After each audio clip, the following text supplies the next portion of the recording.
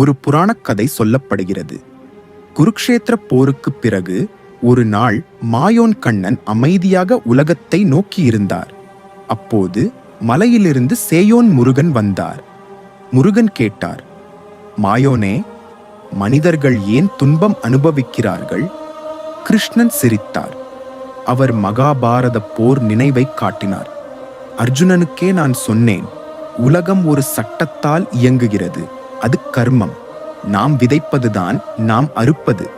மரம் விதை போல் வளர்வது போல மனிதன் செயல் அவனுடைய வாழ்க்கையை உருவாக்கும். முருகன் சொன்னார், அதனால்தான் இயற்கை எல்லா உயிர்களுக்கும் ஒரே விதி கொடுத்திருக்கிறது. அப்போது இருவரும் ஒன்றாக சொன்னார்கள், இயற்கையின் சட்டம் எளிது. நல்லதை செய், நல்லதே திரும்ப வரும். அதுவே உலகத்தின் உண்மையான சமநிலை. துன்பம் வரும்போது எங்களை நினைவில் கொள்ளுங்கள். மாயோன் சேயோன் இருவரும் உனக்கு துணை நிற்போம். ஜெய் கிருஷ்ணா. ஓம் முருகா.